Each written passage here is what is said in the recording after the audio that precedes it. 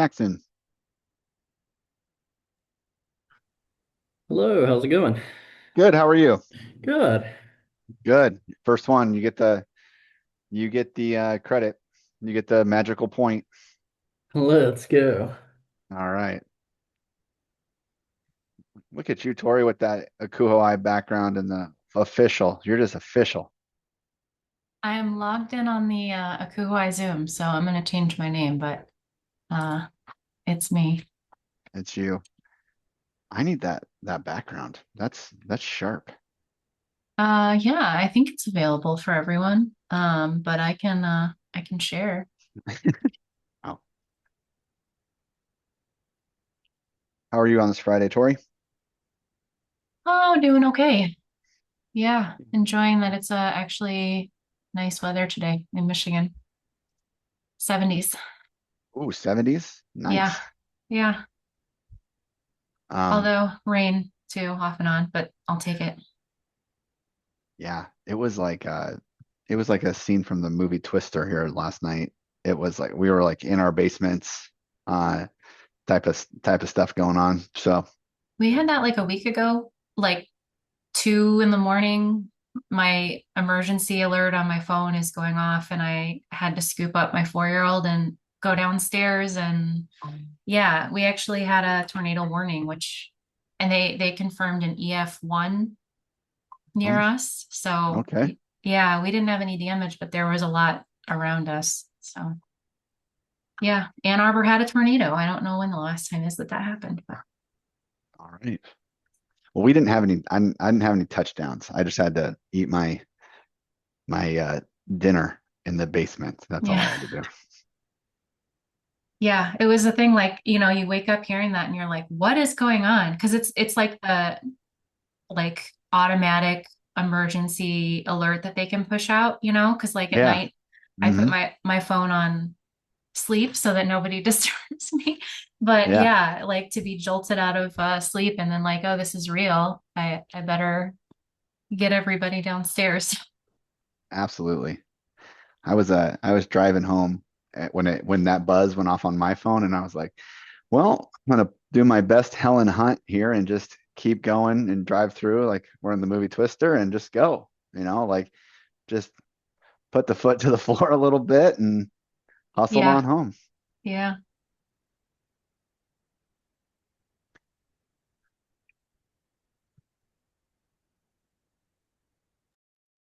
Ainsley, Jessica, Ben, how is everybody? Good? All right. Dr. Logan, nice to see you. Dr. Novotny, nice to be seen. You know what? Me too. That's what I feel like on a Yeah. Friday. Just being seen sometimes is a good thing. Right, right.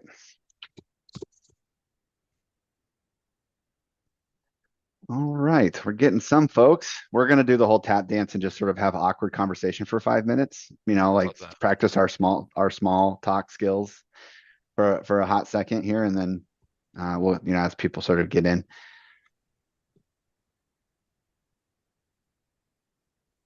So how's the weather in Nebraska? Well, Or are you you just in missed the Iowa right now? I'm in Iowa. You just Yeah, missed the whole I know. you just I missed know the about whole your talk background. about Twister. We had some tornado warnings. That's what we were reflecting on Oh, as people were getting in. So, Twister, that's an old reference. The movie well, Twister, is that what we're talking about? yeah, I did reference Helen Hunt before you got in here. So I yes, was that gonna say, was are there some people on this call that have no frame of reference for that movie? I'm imagining there might be. probably, but Yeah. also there's a I'm new looking at you, Twister. Ainsley. So I know it's a movie and I knew there was a remake based on the old movie, but I've not seen either one. Oh, was there a remake of there Twister? Is that is. how old it is that they made it twice Yes. now? Yes. Oh, sad for me. That's what I thought we were talking about. And then I remember there Yeah, was you another No, the movie. So original. you thought I was going to go Glenn Powell, yes. but no, I was going Helen Hunt, original. The original. Yeah. There was a Yeah. Twister ride at Geauga Lake that came out after that movie. It was fantastic. This is some top tier small talk right now. That I'm here for it. Yeah. This is I'm just, great. just trying to carry the room, Yeah, See where we can go. absolutely. Just keep tap dancing.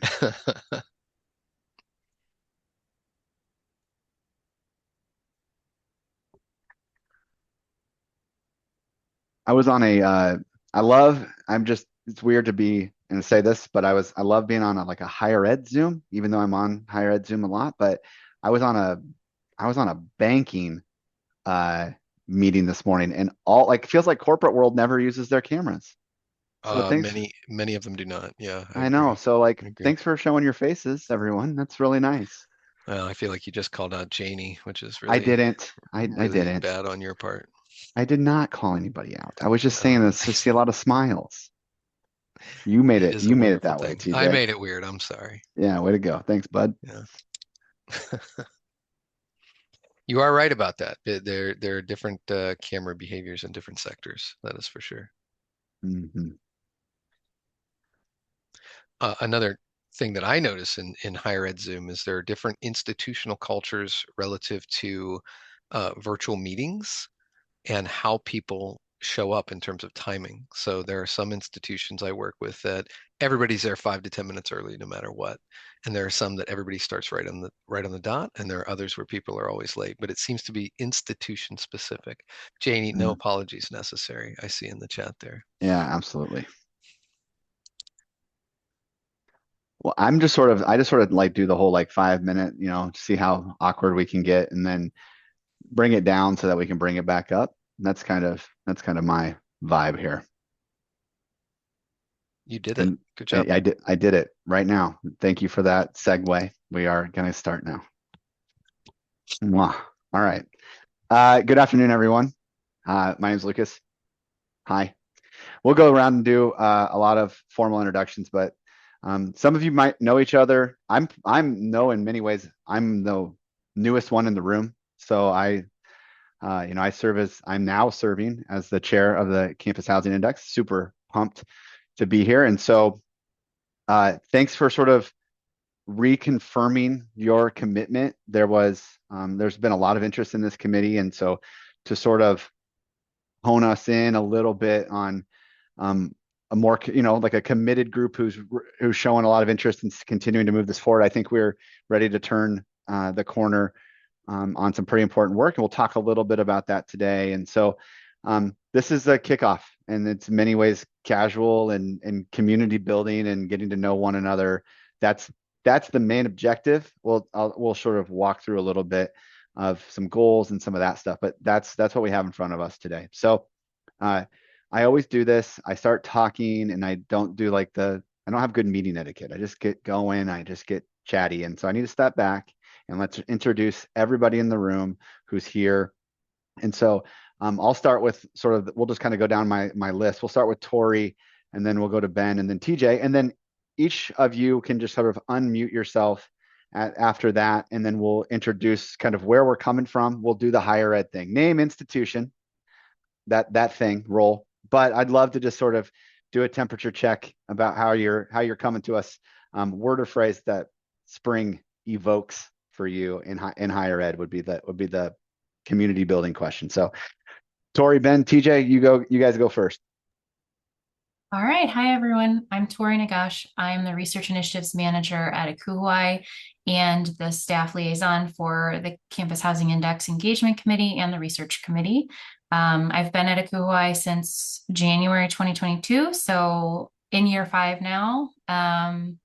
And since I'm not in housing, I don't know if I have a word, but I'd say in the research realm of ACUHO-I, things are pretty hectic at the moment. Lots of demanding things on my plate. So I guess hectic is the word I would use. Hello, everyone. My name is Ben Dadzi. I use he, him pronouns. I am currently a hall coordinator here at the University of Iowa.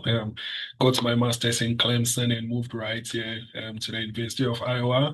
And to talk of, I'm going to be the chair elect for the Campus Housing Index Committee. So now this is just more like a learning phase for me. I'm learning from Lucas, Story, TJ, and then the rest of the group. And if I were to come up with a phrase, I would say controlled chaos. Here in Iowa, a lot is happening with the weather and even in housing.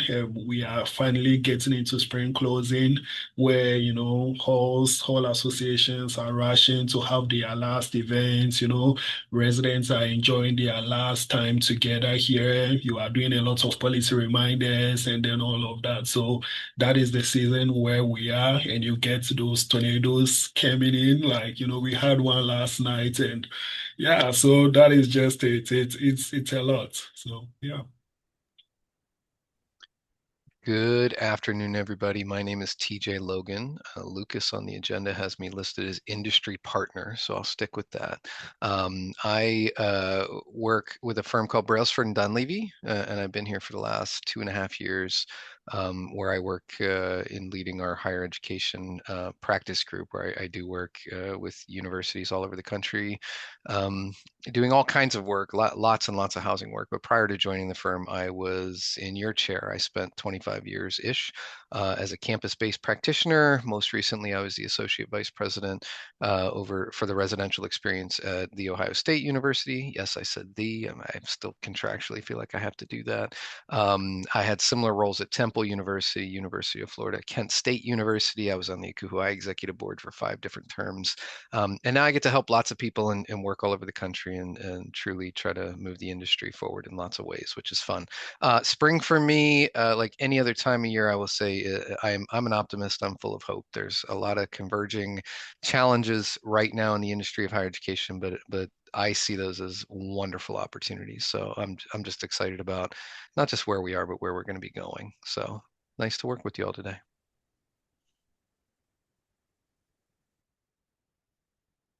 Let's see who unmutes themselves first. I'm not going to call on anybody. Um, I am Jessica Kilgore. I use she, her pronouns. I'm the Associate Director of Residence Life and Housing at Willamette University in Salem, Oregon. And I would say a little frantic is my vibe for spring. Thank you. I can go next. Hello. Hi, everybody. My name Go is Liz for it. Hogan. I use she, her pronouns, and I am over at the University of New Hampshire. Been here for 5 years, straight out of grad school at the University of Maine. And one word I would say is proud. It's the time of year where all of my students are doing really amazing things. I don't think I mentioned this, but I'm an area coordinator. And it's like the time of year where students are like winning awards at their research conferences and like doing really incredible things and like securing job offers. I oversee all like either graduate or senior students, and they're all just doing really amazing things. So I'm very proud of them. Hello, my name is Kyle Garrett. I work at the University of Nebraska-Lincoln as a project and systems manager. I work with Lucas. So out of everybody in this room, I know him the best.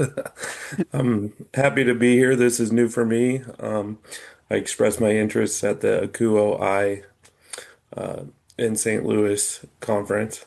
And yeah, I'm excited to be here and learn. If I had to say one thing about my team at the University of Nebraska, they've been pretty dynamic through the chaos.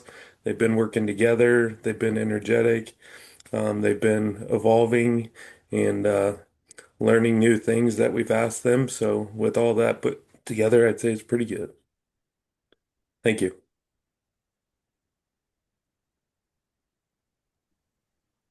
Hi, my name is Ainsley Hollenbeck. I use the she series pronouns. I'm the Assistant Director of Operations at Virginia Commonwealth University in Richmond, Virginia.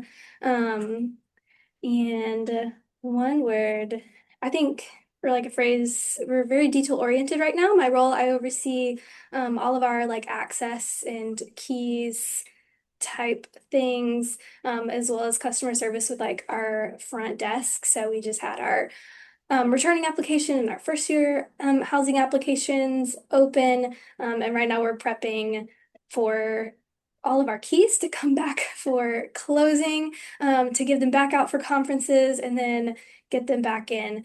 So we've been doing a lot of audits and making labels for key packets, and making sure all those details with our keys are correct for new students coming in.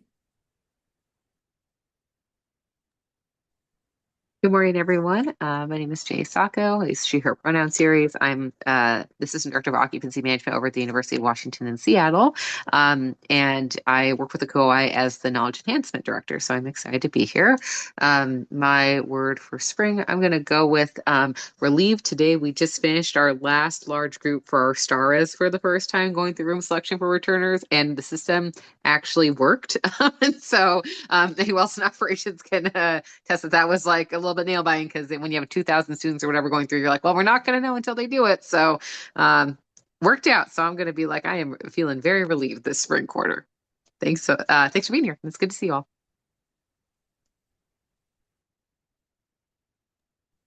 I'll go next. My name is Corinne Fagenstrom. I work at Montana State University in Bozeman, Montana. I'm their Senior Associate Director of University Student Housing. Spring is controlled chaos. Ben, I like your word. The word that's been going around our campus, or at least our office, is squirrely. Like everyone's just like a little bit squirrely. We're like, put down the box dye. Don't give yourself bangs right now. Everything will be fine. But that's kind of the vibe. Everyone's in it. We're all having a good time, but it's a little squirrely. It's great advice for Lucas. Don't give yourself bangs right now, bud. I can go next. Good afternoon, everyone. My name is Jackson Pickard. I'm an area coordinator at Coastal Carolina University, in Conway, South Carolina.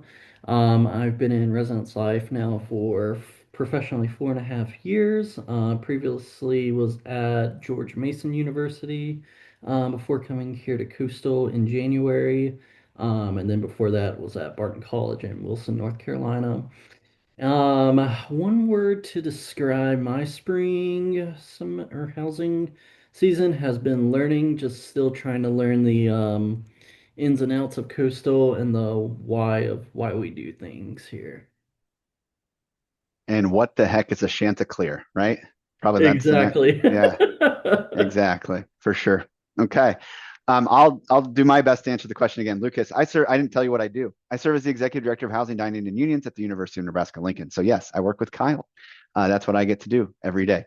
Um, I'm like TJ, maybe not stealing his words, but I'm a baseball player and I just love spring training. And it's just the idea of a whole new season in front of us. And so I get very jazzed up about spring. So I'm excited about what summer can bring, what energy comes with spring. And so I'm pumped right now.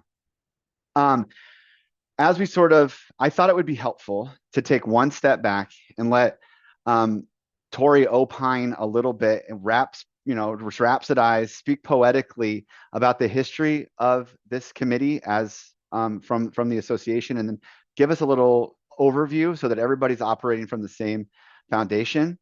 And then we'll sort of get into the goals and the committee charge after that. So I wanted to give Tori just a little bit of opportunity to give a committee overview. Don't know that it'll be poetic, but I'll do my best. So historically speaking, you may or may not know that the Campus Housing Index has been around since about 2016. So we're around 10 years now that it's been in existence. It, as all things do, has evolved a bit since it opened in 2016, but it is largely the same. Changes here and there, but what you see is largely the way it was when it was started. The original committee was different than this. It was just a CHI committee, and it was really just a chair and other leadership, no members. And really their role was more of an advisory capacity to aid in reviewing the instrument and just offering guidance and support as things started. I would say it's been 3 years now, I believe, since the committee took its current form. So when I started at ACUHO-I, it was still that advisory capacity, and we decided that it needed to morph into something different. And so it became the CHI Engagement Committee, where we invited both leadership and members of the committee.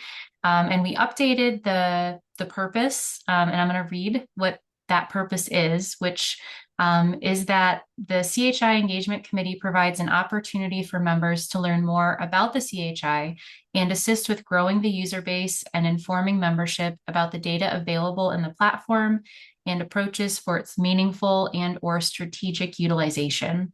I would say that in the last 3 years, probably the marketing aspect with growing the user base would be what's been tackled most. We did sort of a very high level look at the instrument last year, but didn't make there weren't really any changes recommended from that. And so that is, I'm thinking Lucas will be talking about that as one of the things on the agenda for the year, the instrument. But that is also something that the committee is tasked with every 3 years officially. The instrument is supposed to be reviewed, and then recommendations for any edits or new questions or question removal would be made. Essentially, anything that the committee recommends would then be reviewed and approved by ACUHO-I, and then changes would be implemented after that. But I would say once we get to that point, it's probably going to be a yes. Once we've put a lot of work into those recommendations, it's not likely they're going to say no. They just may have questions about why.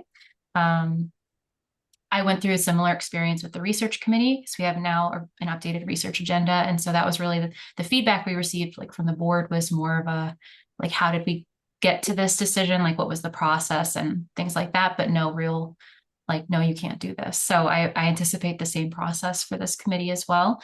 So you have an opportunity to really make an impact through your participation, and both in terms of growing who's participating in the CHI, who's using the data, but also in the actual instrument that's used to collect data every year, which I think is exciting.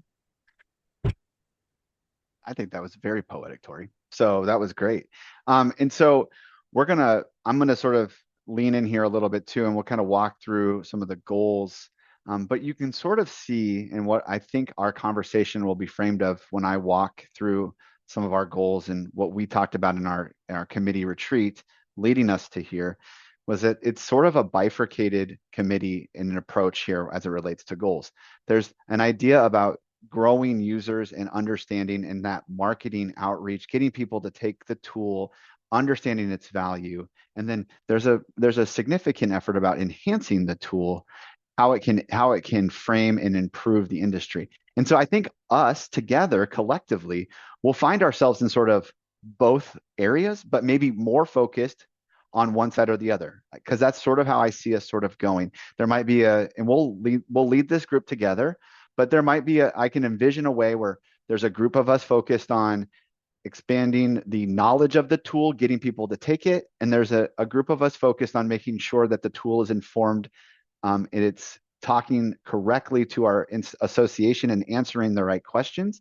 And maybe some of us will find ourselves saying, that room, this table needs to be expanded to ensure that we are asking the right questions and that the tool itself is informative for the profession. And so as you can kind of see, I think that's kind of how we're going to probably go. But I did want to offer TJ an opportunity to talk, because you might be, why the heck is an industry partner in the room on this effort? And so with that kind of context, TJ, why are you here? That's a great question, Lucas. I ask myself that every day. No, hopefully some of this was hinted at as I introduced myself, and even maybe in some of what you just said. And it's that, my job at B&D largely is to make the industry better. And one of the ways that we do that is in really high value partnerships that drive outcomes for institutions. And one of those partnerships is with the association around the Campus Housing Index. I am I've been a firm believer in the CHI since its inception. It's one of those things that I remember when the CHI was first developed. I thought, wow, this could be one of the most important things the association ever does, honestly, in terms of shaping the way the profession moves. I still believe that today. 2 years now after joining B&D, we've been in a relationship with ACUHO-I to help to make this tool higher impact for the industry. And the two things that you said are really important, Lucas. One is enhancing the tool, and the other is growing the number of users. And I would argue that those two things go very, very much hand in hand. As the tool gets better, the data that comes out the other side that provides us insights that helps the industry to make better, more strategic decisions is going to be true. Also, as more people use it, the more valuable the data is going to be. Right now, ACUHO-I only captures a fraction of membership in terms of completing the CHI. And so while it is the most robust collection of data around housing operations nationally that exists, it can be much, much, much better. Right. And so as we continue to dig into it, that is why I'm here, is to help inform that. I will tell you, I probably spend more time in CHI data than anyone other than Tori. And it's because we're looking at it holistically, anonymized, by the way. We're not looking at your individual institutions. We're looking at anonymized big buckets of data and trying to understand insights from them that will help move the industry forward. And I can tell you that there's a lot of room for improvement in both the instrument and in the way the data is presented back to members to help drive our organizations every day. So that's why I'm here. I'm here because we genuinely care about the industry. We genuinely want to see it continue to advance and move forward during this time. And I personally believe that the CHI is one of the most critical tools to do that, and want to work with this committee to help move it forward. So maybe I can be a little bit bullish on this idea Yeah. of this committee, that like I think this work is really important, y'all. Like this is an opportunity to really impact the profession in a really meaningful way that I might suggest you didn't know before you walked into this room. Maybe you're like, oh, I'm going to be on a committee. Maybe some of you were already jazzed and had a depth of knowledge about this tool. I don't know where we're coming from. And so I do want to make sure that everybody sort of understands this goal today is to make sure we have baseline. And so, but I think the ceiling of our work is really exciting. And so that's what I'm hopeful that you walk away from. So, we've said campus housing index, we've said the tool. I have a simple question first before I walk into all of the goals. Does everybody know what the tool is? Has everybody seen it? That was going to be my question. My guess is not everybody has, by the way, and that's Right. okay. So don't Yeah. be, because the way that it's been issued by ACUHO-I over time is really in a really limited way through the chief housing officer, senior housing officer. It's the voting member for the institution has had the most access to both the instrument and to the results of the instrument. And so knowing that and hearing you all introduce yourselves, I have no doubt that some of you are like, I'm familiar, but not as familiar as I'd like to be, right? And so that's a real curious thing that I have as well, is where do folks sit in terms of understanding the instrument itself and the data? So maybe just show of hands. I have heard about the campus housing index. Yeah, I've heard of it. Yeah. Okay. I've provided I have answered a question in the campus housing index, like provided data to my senior housing officer. Okay. Great. I go regularly to the ACUHO-I website and search CHI data or ask for data. Okay, cool. Great.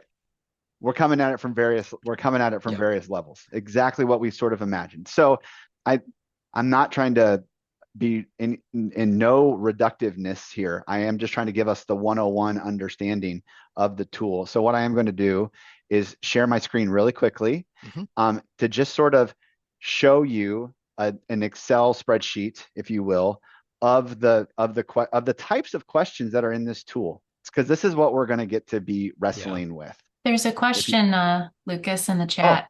I didn't see it. The answer is yes. Yes, this already exists. Yes, if your SHO would like to assign others, all they have to do is let me know. Just email CHI at ACUHO-I, and I can update any member of your staff roster to have access. So yes, that is possible. Yeah. Perfect question. So,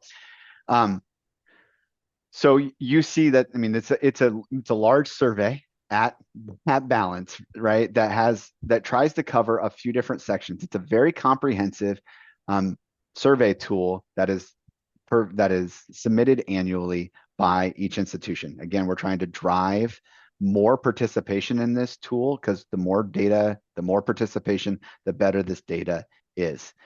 It, however, just really quickly, it covers a large swath of types of questions that are important to housing departments.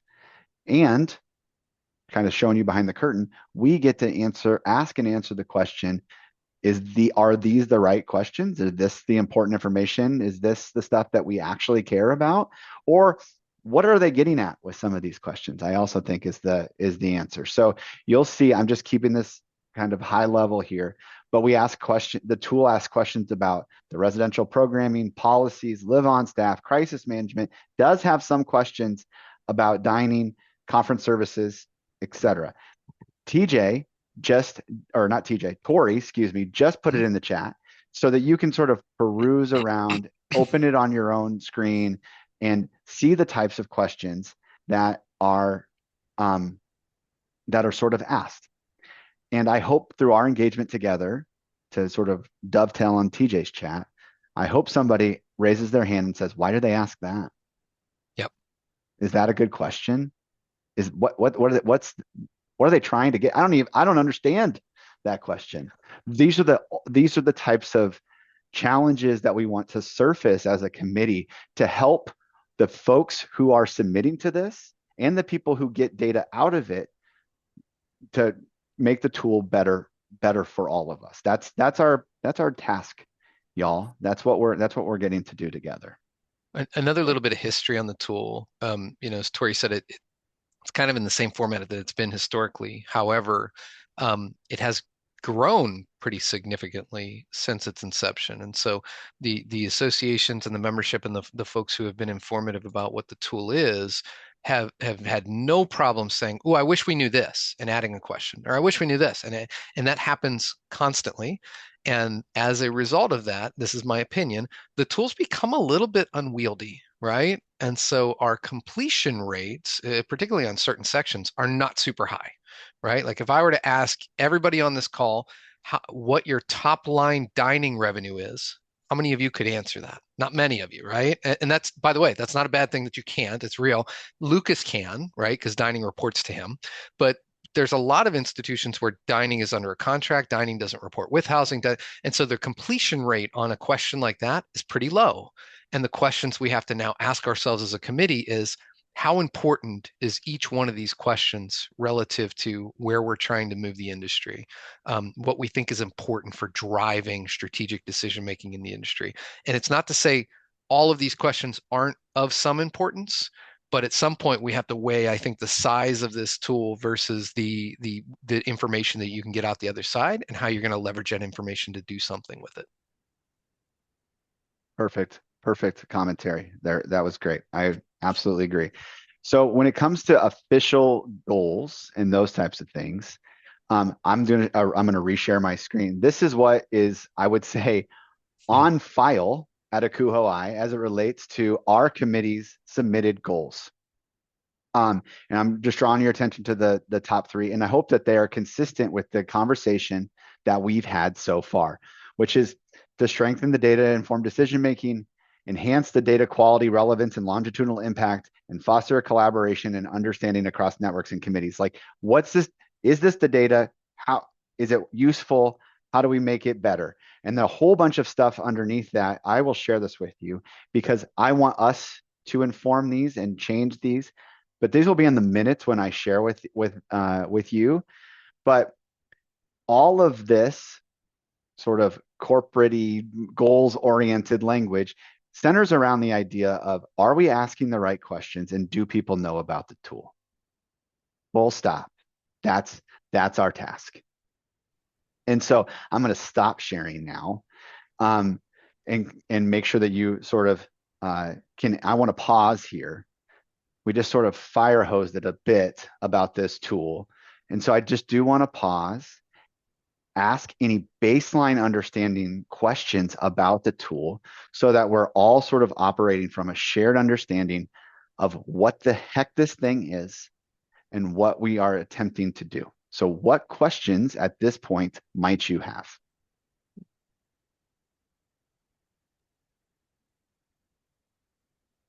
Maybe first, TJ, it was helpful to hear about like not including certain Yeah. questions and kind of considering the length of the survey. You know, I look at this and I'm like, oh, we don't ask about graduate students or like kind of that those other certificate programs that we hmm might provide housing for. But again, it's like this niche group and doesn't maybe apply. So that is helpful framing. Maybe you all said this, but what is the completion rate? Or do you have an idea of like how many people start and maybe submit Yeah, like Tori knows. partial? Yeah. We know how many people complete at least 50% of it, which is the Okay. threshold for them to get access. We know how many people complete some percentage of it. We know how many members don't touch any of it, right? And so, Tori, I don't know if you have those fresh in front of you, but Yeah, I can it's not nearly I'm what we want it to be, right? Like we're this, no. in terms Right. of higher ed associations, ACUHO-I is a really large association, Hmm. and it is, in my opinion, not reflected in the power of this data in the way that it could be. And so I cannot overstate what Lucas said. Like this is really important work. Is the data great today? Yes, and it informs all kinds of thinking. Could it be exponentially better? Yes, and it's going to tie right back to these percentages and participation. Did I buy you enough time, Tori? Yeah. I just ran the report. So yeah. I mean, so last year we had 175 institutions total do any data entry. So 175, which is an increase from the year before of like 12 to Yeah. 13%. So we were lower the year before, but we're trending back up, which is good. Yeah, and I was just gonna see. But that's a fairly low percentage of total membership. That was my question. I mean, that Correct. And seems very low. when it first started, we were typically close to 500, like mid to high 400s. It dipped down in like the 2 to 300 range. Then COVID happened, and it's been kind of all over the place Yeah, and I since might then. argue part of Yeah. it is getting it right sized, right? Making it something that people can do, Mhm. and making the benefits of it tangible, making the stuff that comes out the other side meaningful, so that people aren't just year after year putting data in there and then they're like, I don't know, it goes into a black hole. I don't know what happens to it. Really making the stuff that comes out the other side mean something relative to the industry. It looks like 141 of the 175 reached at least 50% or higher completion. So I guess more than I was gonna estimate. So it's good that I looked last year at least. So 141 out of 175 is what, 81% if you round up, Yeah, reached at least 50%. of those who started it, not total membership. Right. Correct. Yep. Right. Yeah, and I guess I'm just asking as we think about like pushing out the utility of the survey or thinking about getting folks to complete. I mean, it's lengthy. Mhm. Um, and I can see how a senior housing officer is like, I do not have time or capacity to fill this out. Maybe my other question is there much work with like the regional ACUHO-I associations in terms of like promoting engaging with the CHI? You know, like I know AIMHO, we do talk about it, but I also we're a group of like a lot of small, Yep. regionally separated schools. And so I'm just curious about that opportunity too. Yeah, a couple years ago now, I did do a Zoom presentation with Pac-12 housing Okay. officers to share about the CHI, and I pulled data on their schools and like shared a few things to like get them interested because, they were all in the room, but I think only like 7 of the 12 had actually Mhm. submitted data, so it was sort of some peer pressure there to participate more. We've done email outreach because we have a board liaison for the regions through them before. But yeah, if we had maybe more competition between the regions, because there's definitely always massive representation from CHO.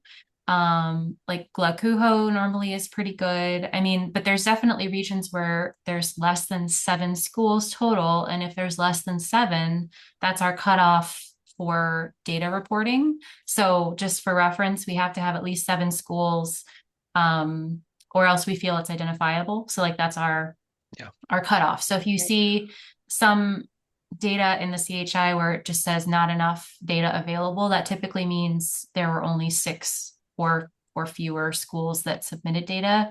That typically only happens if you filter it to be a very, very specific group. But I think there was at least one region last year where they only had 6 schools. So if they just wanted their region, we wouldn't be able to give them data because there weren't enough schools. Yeah. And I'll get on my soapbox a little bit about peers. And so this is one of the places where I think we make a mistake, and um, we believe our peers are people who are in our region, people who are in our state, or people who are in our athletic conference.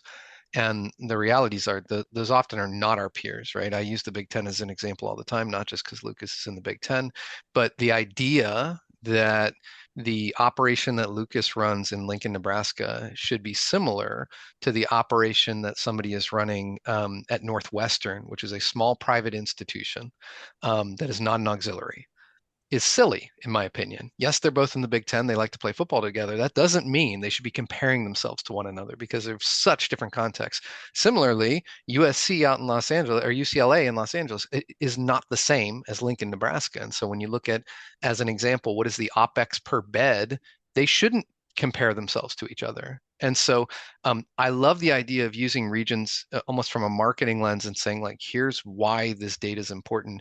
And but I think one of the levers is not so you can look at what your region's doing, but to look at how you compare to peers nationally, regardless of region. And the more you participate, the better you're going to be in the context of your real life peers, not just those who happen to share some geography with you. Off of my soapbox now. Thank you. But I've heard TJ talk about peers a few times, so Ad that nauseam. is consistent. Yes, but I think those 2 questions are foundational to the work that we're doing. How do we get more people in it, and how are we asking the right questions? And it's lengthy, and are we asking the right questions? So before we step to the next spot, what other questions might you have about the tool? Those are 2 great questions. So what other ones might you have out there? I think to the question I put in the chat, I really wanted to do this in the fall. And then my supervisor had a hard time figuring out how to get me access. And so he was like, well, I'll do it, but he doesn't necessarily need to do it. And I was the one that wanted to do it. And I think like even knowing that we could have emailed Tori to get that changed, I didn't know that that was an option. And I've known about the CHI since it came out in 2016, and I was really excited about it back then. But this is the first time that I like am at a place where I have the potential to be the person doing it. And so I think making some of those processes clearer, or like how can we make things more accessible in any way for people so that it is as easy as possible to do the thing. And those are the things that I've been thinking about in terms of it. Mm-hmm. That, yeah, we did. So a couple years ago, there was a way for SHOs themselves to change access. We changed our ACUHO-I changed our software for our member records, and now it has to be something I do, which is fine because it's very easy to do. But yes, and it, my experience is that it is rarely the senior housing officer doing the data entry. They might coordinate it or assign it, but they are not the ones actually sitting down to do it. Which is a good point and something good to know. And then there was a question Ben had in the chat. We have the last 2 years offered raffles with incentives to encourage participation. Last year we did 4 raffles with varying degrees of prizes. So from a free registration to Campus Home Live to a free online course of your choice. I think a free like team pass for a virtual event. And I think the other one was like free item from the bookstore or something like that. So, and that's likely something we could do again. So it was sort of like the first month we said, okay, participating institutions that reach at least 50% would be eligible for a raffle for this prize at the end of the month, that sort of a thing. So that's how we rolled it out last year and tried to use it. And I think it was somewhat effective. we increased participation. We had some new schools or schools participating that hadn't done it in years, that were back again. Um, the other thing I wanted to point out, in case folks don't know, is we have a copy prior data feature. So I always tell people the first year is the hardest because that's when you have to enter everything from scratch, but then you can copy your data and you never have to go through the entire process again. You can just then edit what's there, which is considerably easier and much shorter to do. And so I always try to promote that too, as like, yep, the first year is going to be the longest and the hardest, but then it gets easier every year after that. So. Mhm. I think the question about incentives is a really good one because a goal is to drive more submissions. But I hope that you hear that there should be this altruistic value of this tool that you're like, we should want to do this. And the fact that sometimes maybe we're not sharing our message well enough to say like, what do I get as a result of this? Like the idea of informing the association, informing the industry is, I think, really exciting, but also the value that we can get out of the tool when the data is good to inform our operations is an equal incentive to this work. And so really wanting to use this group and lean on this group to help tell that story, to help encourage to come up with creative ideas to drive more participation. So that's kind of, again, that's what we're hoping that this group can help us with, because the tool I hope you are seeing um, has a pretty high ceiling here as it Hmm. relates to the value that we could that it could gain for our industry. I just Okay. put something in the chat because I think most people don't realize this. The CHI reports that you purchase in the bookstore are also in the CHI platform. If you're a Yep. completer campus and you get that 50%, then you have access to those for free. So that really is another benefit you have, and there's other reports you can generate yourself, but that people don't realize all these things are there for you if you just are willing to put in the data each year. Awesome. Well, I'm not necessarily the goal today was to sort of orient you as it relates to what the heck this committee is about to do, trying to do, efforting to do. That's our goal. Um, what I sort of want, how I'm imagining uh, leading this group is sort of creating two teams. I think is probably the best way to, because they will inform one another, but to try to create a committee within a committee where there is folks who get really excited and jazzed about driving engagement in the tool. The folks who want to do storytelling, incentive structures, all of that stuff. How do we make submission easier? The communication arm of this CHI could be one sort of bucket. And I'm probably imagining as we're talking, you're probably seeing this and you might be like, ooh, I'd be more interested in that side of the world than I want to know if we're asking the right questions. I want to work with TJ Logan and Lucas to define OpEx per bed. I love that stuff. I You want to just get made in. everybody bail on the call, Lucas. Yeah, I know. So, or we want to talk about, are we Yep. asking the right questions? Are the sections correct? Is the help text in the tool getting the right questions? Like there's a data sort of section of Yes. this and a research section of this. Um, and also, as I've said, if I'm picking on, I mean, Jessica, you said it. You said I wanted to fill the tool, but I'm not the person who was doing it. How do we make sure that the people who are doing it are and also having their voices Yeah. heard in the tool, informing the tool, so that everybody down the org finds value in this, and that would be really really helpful to us. So I'm imagining, and I might put you.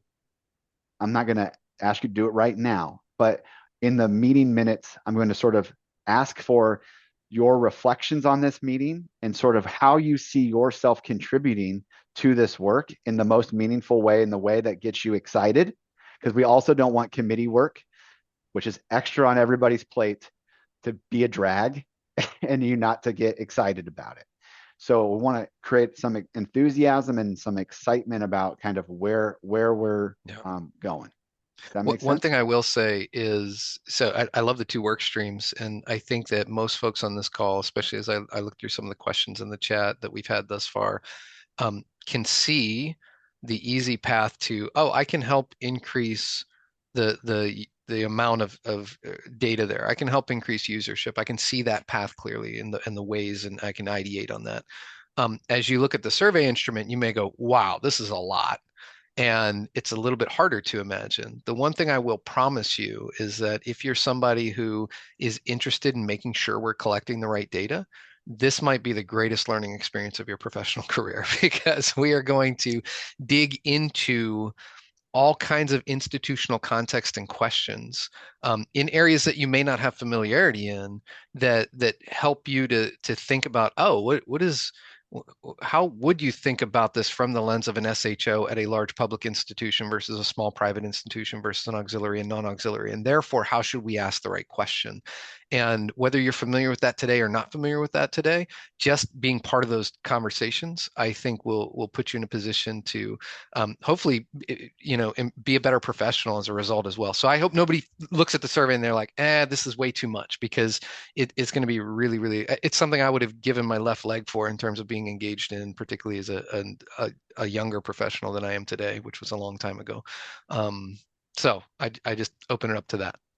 And happy to give examples of what those conversations or questions would be if it's helpful, but I know we're tight on time as well. Well, TJ, I didn't script this, but that was where I was actually going to ask you to go. Yeah. Could you? What I'm trying to do is not try to boil the ocean in one discussion, because Yeah. there's a lot of opportunity to evaluate this tool from start to finish. But we want to keep momentum up and have some opportunities to make meaningful changes cycle by cycle. Tori can tell you that we have a deadline, or this is not infinitely open. We can't make infinite changes, that we do have to sort of be thoughtful about some changes that we can make today with an eye towards the future of other questions that we might be able to answer. And so we have to sort of take this in meaningful bites. So what I was going to do was ask Tori to sort of give us an overview of sort of the timeline here, and then TJ to comment a little bit on the types of questions we might wrestle with first. Timeline's pretty simple. Same data collection cycle as years past, so that'll open August 1st. Typically, I try to have any changes to our vendor by July, so beginning of July. We probably could push it till after the July 4th holiday. That way they have plenty of time to make them, and then for us to see them, in the environment to make sure everything looks the way we want it to. So I would say, by July 4th, we would need to have any major changes for this year, recommended and approved. I was saying the conference, but I think if anyone's going to be there and would want to talk about this more at the conference, we could then take anything from that, and have a little bit more time to make final decisions before it has to be submitted. So I think really it's a matter of priorities for this year, and then a more in-depth look at everything else for next year, or future years. Perfect. TJ, what types of, if you're in that second work stream, to use the consultancy language, what questions might we review? Give some examples. We're gonna answer all kinds of questions, but I'll start super high level with an example of a question that this group should be informing moving forward on the CHI. So the question is, how do we define institutional size in the context of the Campus Housing Index? And if you have that file open that Tori shared in the chat, and you go to section 1 profile and you look at that first chunk of rows, it's got degree of urbanization, Carnegie classification for size and setting, it's got control and sector of the organization, and then it's got total bed capacity for the campus. Right now, there's a couple things to know about that data. One is that the Carnegie classification for size and setting is about the institution size. I personally can think of institutions that have really high enrollment and really small housing programs. Should those be compared to other institutions with really high enrollment and really big housing programs? Or are we comparing the size of housing programs? right? So should the CHI say, this is what a small housing program looks like? This is what a medium size in terms of number of beds. Right now, ACUHO-I as an association does that in terms of membership guidelines and does it in some other places relative to sort of how they offer programming and things like that. But I think the CHI, in my opinion, should be based on comparing like-sized housing programs in public and private context, not comparing how big the institution is, because I don't think those are the comps. Those aren't the things we're measuring against. And so this group would answer the question like, what is the bed count of a small housing program? Is it 1,000 or less? Is it 500 or less? What is the bed count of a medium institution? Is it 5,000 to the 1,000? Is it 5,000 above is large, and then anything above 10,000 is very large? Like, and we can look at the distribution of our membership and say, here's where we think those buckets kind of land. And we have to make them big enough that there's some basis of comparison that matters. Like that's the kind of question we will answer. And we've got lots and lots of questions like that. As an example, overhead is not addressed. And if any of you are finance folks or interested in the operations of a housing operation, overhead is one of the stickiest things that people have to deal with in the context of being an auxiliary operation. The CHI doesn't ask any questions about overhead, does not do a good job of defining what overhead is. And Lucas will tell you that overhead is one of his biggest OpEx expenses. It's one of the biggest expenses that he has to account for. And one of the questions his colleagues call and ask him for all the time is like, how much do you pay in overhead? And the better question is, how do you calculate overhead? And then how do I apply that calculation to my institution? So we have an opportunity to set industry definitions here. And those are the kinds of questions we're going to wrestle with. And again, if those feel like unfamiliar topics, there'll be things that you get a chance to put your fingerprint on and also get a chance to sort of learn about some of these operational pieces as we go as well. So those are just a couple of little examples. And there's more than 24 of those that we could address today. Those are great. I was hopeful that you would do the institutional size one, and then you led us to the exact statement, is that we get an opportunity to create industry definitions and be the authority of that discussion. And I think that idea, if we talk about, So cool. is so cool. When we think about influencing the field and all which all of us get to work every day that we've went to school for, we've dedicated a lot of time and treasure to, like, to be able to inform that is, I think, a really, really exciting idea. And I think that's actually what I was hopeful for, is sort of the ending. It's like, I hope that you can imagine yourselves influencing an industry and doing that together with this group. I think that's a pretty cool, exciting idea. And so that was the meeting, everyone. Do you feel jazzed? Because I do. And also, will you do this with me? I hope so. And then we can then gather again and sort of take some discussions and move these meetings forward. I'm imagining that I will share with you these. Tori has been recording this, which is great. So we'll send you a summary of this meeting, some meeting notes, the stuff that we've shared, and then a couple reflection questions of sort of how you see yourself maybe engaging differently, or maybe one idea that this meeting sparked in you that you wanted to offer. Okay. And then I'm hopeful that, I know Fridays are sort of Fridays, and especially when we go into summer, you're going to be like, really, Fridays? But I think it's probably one of the best times for us, just because of everything going on in our packed schedules, is to sort of just dedicate this time. And if you can make it, you can make it. And we'll just sort of move that way. So we'll put together a meeting series of folks here. And then if we need to break out, and even to like breakout rooms during that time in these 2 work streams, we can do that. We'll just sort of build this thing together and move some momentum, if that makes sense. Does that sound like a plan, everyone? Thumbs up. All right. Kyle had to give a thumbs up. It's performance evaluation season, so he had to do that. Okay. Well, then with that, I wish you all a great weekend. And I hope that wherever you are, it's turning spring. Tori said it was 70 where she's at. So I hope that you get out and you you're relaxing this weekend as you gear up for the sort of the end of the school year push here. Be well, everyone. Okay. Bye. Thank you. Thanks all. Thanks, everybody. How'd we do? You were great.